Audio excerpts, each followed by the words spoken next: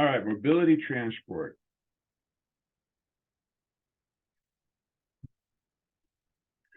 So what are the different options that are out there today for mobility transport for these air taxis, flying cars, and other new contraptions that the world wants to introduce into the following future? We have different companies like Joby Aviation. We have, let's see, we have Boeing. We have different, companies that are doing different flying taxis, eHang and Volocopter, Airbus. It took me some time trying to remember them. Anyway, so they all have basically 4 motors in a rotating position, either up and down, push and pull or props. They have the center of gravity for the people inside. Some allow for 4 passengers, some allow for just 2. And so if we go by the principle of how a drone flies and then scale it up, we understand that the center of gravity always has to be at the center. If you shift it, then the computer has to allow for the computation of the motors to compensate for that shift. And it changes everything. So center of gravity is very important. So I don't know how they accomplished or how they plan to accomplish the shift of people moving around in their cabs if they are that spacious and that big.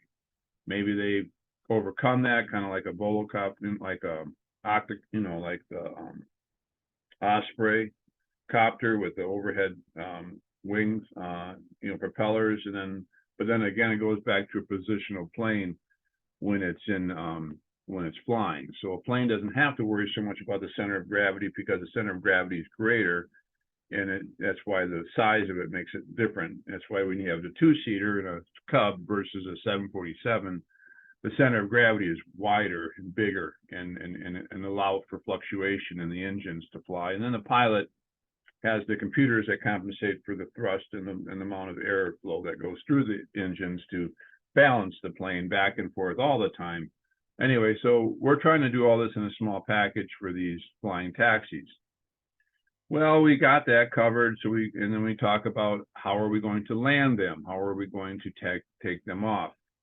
And everybody's jumping on the bandwagon back in 2017, 18 about these vertiports. Basically, a building that has to be redesigned with new permits and new legislation to allow a dangerous craft that's been untested by the FAA to fly in a public area in a constant basis, landing and flying on top of these rooftops that are supposed to support the weight. And this is where the centralized area where they would take off from. And I imagine they would have an ILS system built into them. And at the same time, they would be monitored by the navigation for the planes with the TCAS system built in place so that the commercial airliners know where they're at in the sky so they don't collide with them. And it's a big deal. So all these airports have to have or these vertiports have to have a fixed position. But the bad thing about it is if it takes off and an engine fails and it's over a highway, how do they recover from that? So when those questions came up, a lot of people say, okay, we're going to use a parachute. And then I said, well, then the parachute injection system has to be very high for it to be injected out so it can unfold in time to catch the air, so it can catch the helicopter or the drone or whatever it is that's flying over the city. If it's 20 feet off the ground and then the thing fails, then it's going to basically, crash into a major city or highway or whatever have you. It lands where it lands, like a hot air balloon at that point. So that's not a safety measure. And then there's the thing about flight panic, and I'm going to address all these different issues that I don't think people thought about. How do you deal with a passenger that has a panic attack in your helicopter if it's unpiloted? How do you deal with the ability to monitor them at all times so that they safely get to their destination? Have they thought about the observance in the cameras and the signals that need to be implemented into that and the different sensoring systems? Have you thought about the center of gravity issue on a smaller scale? You know, since we're only dealing with a 1 or 2 passenger thing, the center of gravity has to be on a smaller scale and a smaller scope. So then the engines have to compensate for that if they decide to shift or move. Have they decided about how are they going to attach and detach these passenger pods if they even do? And I've seen different examples of ideas, but 1, they're all costly. 2, they all require a pilot.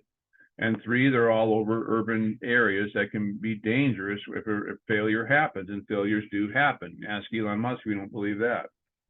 So what I thought about is, okay, how do you attack all that? How do you go ahead about and make it all so that it works?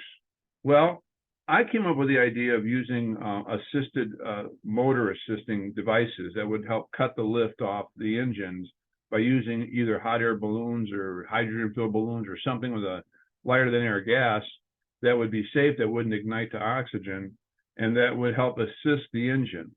And that was one of the aerostat designs that I came up with. Another design came up with is that instead of having a single propeller like an E-hang, but have a pusher propeller prop, when the thing goes into failure mode, then if one of the engines do quit and it tilts or whatever, then all the engines quit and then they free fall and then they reverse backwards, creating a negative flow of air from the bottom. So it creating a lift as it's coming down. Is that possible? I don't know. That's what I was thinking, one of my designs. Another design was in combination with the lifting system and the reverse flow of the propellers going through the engines in a free fall state, could it stabilize? And enough that it would leave it to where it would take off and land in a safe area. So it can be a controlled descent is what I'm getting to.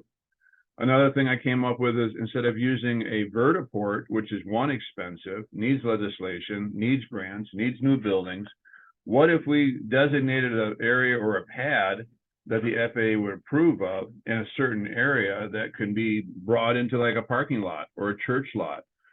Something that already has all the information set up where it would automatically tie into the TCAS system for the commercial airlines. It would already have a flight paths established.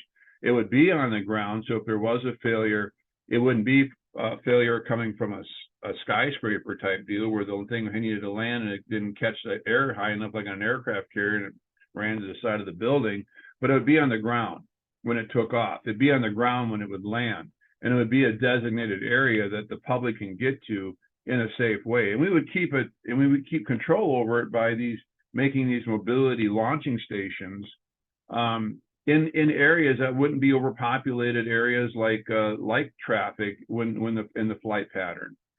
So that's what this patent is about. It's about using a mobility system that we came up with that allows you to have complete control over the passenger response rate. We have a safety seat that we built into it that monitors the heart rate and pulse rate of each passenger, so we can tell if they're going to have a panic attack flying up at 500 feet or whatever have you. They may be fine on the ground.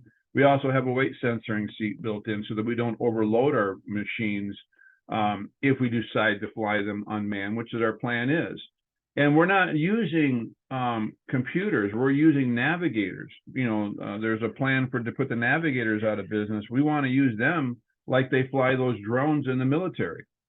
We also have a communication system that we came up with. Instead of using a GPS, we had the idea of using a roaming system off of the cell phone towers. We have a whole design system for that, a whole ability for that. So this mobility package patent is not just to cover air taxis, which it does have its own taxi, and it has its own design lifting system and scissor lift and everything else. Should we get into that? But the patent was designed in such a way that we attack the safety issues of landing and taking off, where to land them to, do it safely, and how to recover in failure.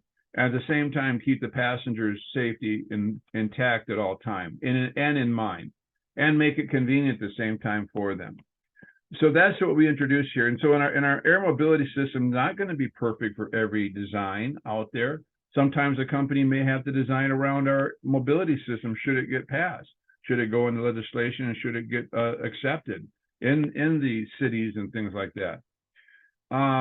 So some of the designs may have to change, but that's going to be a good thing, because right now the designs that are out there are very limited in how far they fly, how fast they can fly, where they can land, where they can't land, where, you know, the safety recovery. Some of the companies haven't even attacked, you know, recovery issues. How are we going to recover from a failed flight? How are we going to save the passengers' lives so we don't end up on the news that we, you know, killed, you know, 2 people plus 10 down in a city highway? So that's the stuff that we addressed, and there's more in the package if you want to take a look at it. So we cover safety, we cover mobility, we cover using a navigator, so you don't have to get a pilot license. We're not using, we're flying it like a drone, basically, like the military has been doing for many, many years, and very, very successful. And we have a patent that has not been contested. It was granted to us without contestment because it was so unique and so original.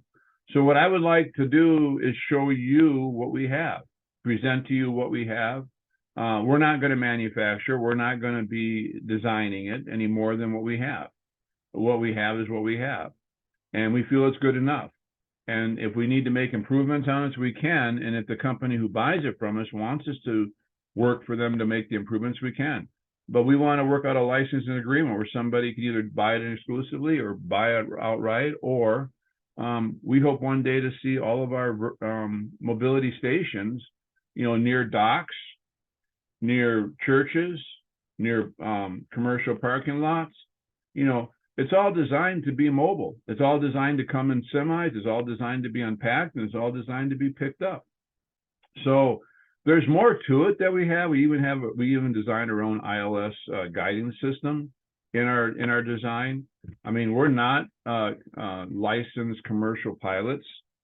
We're not seasoned commercial aviation people. We're just people who think. And I'm one of those inventors that happen to think about what is the best way to do this and what is the best, safest way to do this. So I hope you enjoyed this presentation. And if you want to look more about it, then give us a holler and we'll give you the contact information.